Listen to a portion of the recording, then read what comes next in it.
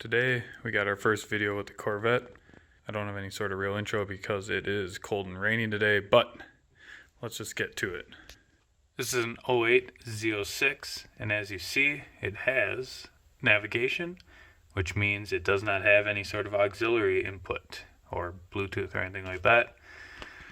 So we're going to do the XM stereo auxiliary input, but I'm going to use a Bluetooth module. So that way I have Bluetooth instead of just auxiliary. And the tools that we're going to be using here, we've got a soldering iron and some solder. We got wire cutter strippers, tape, another set of strippers. We got some shrink tube and some zip ties to tie everything up, make it look neat when we're done. And here is the Bluetooth module. The thing is, unlike just an auxiliary input, this has some sort of power input. So we are also going to steal power for this guy to turn what is most likely 12 volts over there into just 5 volts over here for this USB plug. I also have this wonderful color changing ring light, but I'm just going to leave it on white.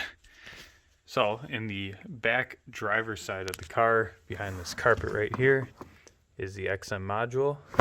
So we pull the carpet back a little bit, you can see it better. It's just held in there with those plastic tabs. So we're going to pry those tabs out a little bit, pick the module up, and get it out of that spot.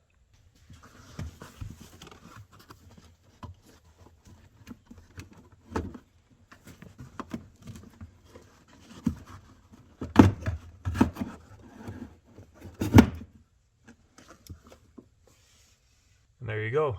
We're going to want to access these wires right here in this connector. That is just an easy disconnect. And then this wire braiding here, you can just slide back so we have room to access all these wires. So I went ahead and pulled out the wedge lock here. It actually broke into a couple pieces. Not a big deal because I really don't care if this module ever gets the proper connection again. But I probed it with a multimeter. This red wire right here is going to be your positive 12 volts. On the opposite end of the connector, this black with a white wire, or black with a white stripe wire, is your ground. Once you get your auxiliary cord cut, you're going to be using this guy right here, this green with a white stripe, your brown with a white stripe, and this tan with a white stripe. Alright, we're going to start by cutting this end to see what color is inside of the auxiliary cord. Hit it with the stripper, get the cable off of it. This is not what I was expecting to see inside. I was expecting like a red and a black, but we're going to make do. I'm assuming that the bear is still the bear, and then these two are the audio, right side, left side.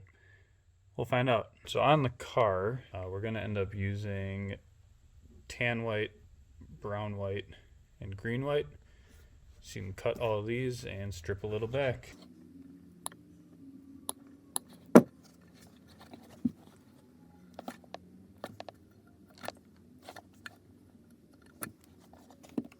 then we're going to solder on these wires to the wires from the car. On the car end, I'm still going to put a piece of shrink tube over each one before we solder it. So that way these connection points don't touch each other.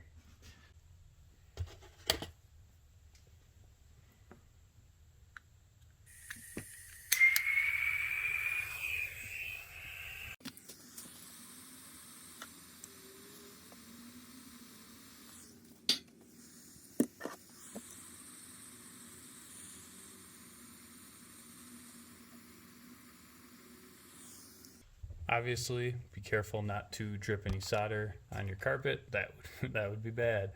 So before I end up shrinking these down, I'm going to test this, make sure it works. But before we can test it, we need to finish installing it, which means a little bit too zoomed in there, which means getting power and ground to this little 5-volt adapter guy. And we're stealing that power and ground from right here.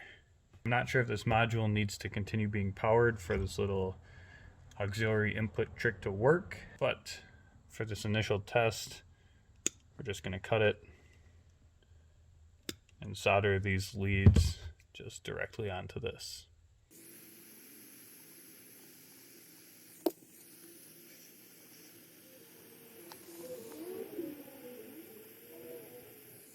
Alright, that's pretty rough, but it's a good test, and as you see, this thing has a blue light on. It's got power. Alright, we're going to take our USB from the Bluetooth guy. I'm going to plug him in, and I'm just going to throw a sheet of paper in between these two so that way this power doesn't make contact with any of those. We got that plugged in. You can see this guy, I'm assuming, trying to connect to something. So I'm going to stop using my phone to record, and I'm going to connect it real quick. So as you see here, now that I've paired this to my phone, it is just solid blue.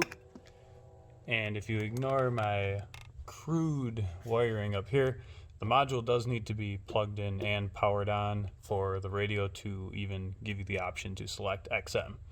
So I'm going to have to add some wire here, but this is the power. The outside tab here, well, it's spun the other way, you can't see it, is the ground. So let me clean this up, and unfortunately I'll have to take a Snapchat video and insert it so that way I can play music and record off my phone at the same time. If I had something else to hook up or something else to record with right now, I'd do that, but we'll see what happens. And as soon as I go up there and hit the accessory button, we should have some Blink-182 playing. Where are you? And that is when you select the XM option. So I shrink tubed and taped up all of the important bits, and now I'm ready to shove this module back in there. And if I want, I got a whole bunch of wire to run this guy somewhere where I can access it up there. But I think to start, I'm just going to leave it right here. So we're just going to plug in the USB again, make sure the auxiliary is plugged in. The Bluetooth module I bought just happened to come with a sound isolator, some ground loop thing. I don't know if it actually does anything, but it came with it, so I decided to use it. But then once it's plugged in, and once again powered up and working, we can tuck all this crap back behind the carpet. And the side here with these stickers went down and these bolts were up, if you don't remember. That's how it was.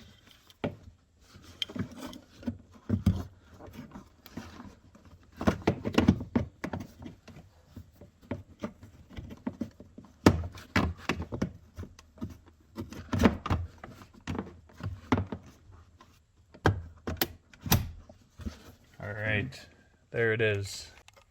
I'm just going to wind up all the extra wire coming off of these. Use a little Velcro guy that came with it. Just going to tuck these wires right on top of the module here. Throw this guy in there as well.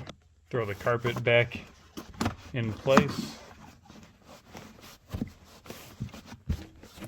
And after a little bit of cleaning, your car will look exactly like it did before, but the radio will have Bluetooth now. And that's it, guys. Enjoy your radio. Have a good day.